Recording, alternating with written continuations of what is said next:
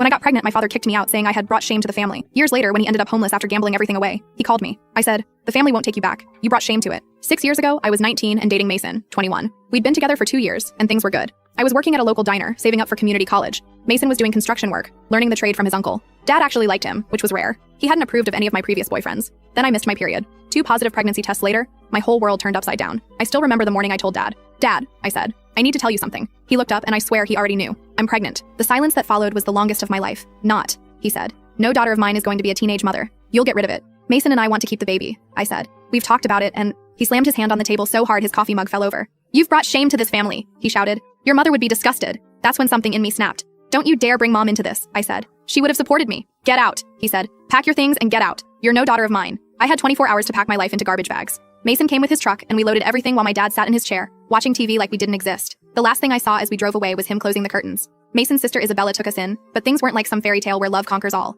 Those first months were hell. We slept on a pull-out couch in her living room, and I spent most mornings throwing up in her only bathroom while she was trying to get ready for work. I could tell she was getting frustrated, even though she tried to hide it. Mason and I fought. A lot. The stress of everything. The pregnancy, being basically homeless, working terrible jobs. It almost broke us. He'd come home exhausted from working construction, and I'd be emotional and sick from the pregnancy hormones. We'd snap at each other over stupid things like him leaving his work boots in the way, or me using up all the hot water. There was one really bad night when he didn't come home until 3 a.m. I was convinced he'd finally had enough and left me. Turned out he'd been working an extra shift at a warehouse, but he hadn't told me because we weren't really talking that week. When Mia was born, things got harder in different ways. She had colic and would cry for hours. The medical bills started piling up because there were complications with the delivery. Mason took a second job at night, so I was alone with a screaming baby most evenings. I was so exhausted I once found my phone in the refrigerator and cried for an hour about it. We moved 4 times in 3 years. Each apartment slightly less terrible than the last. Our first place had black mold that made Mia sick. The second had neighbors who dealt drugs. The third was okay, but the landlord doubled the rent without warning. We're in a small house now. Nothing fancy, just a basic 2-bedroom with a tiny yard. But it's ours. Well, ours and the bank's for the next 29 years. Then yesterday, my phone rang. Unknown number. "Isabella?" It was my dad's voice, but different. Rougher. Desperate.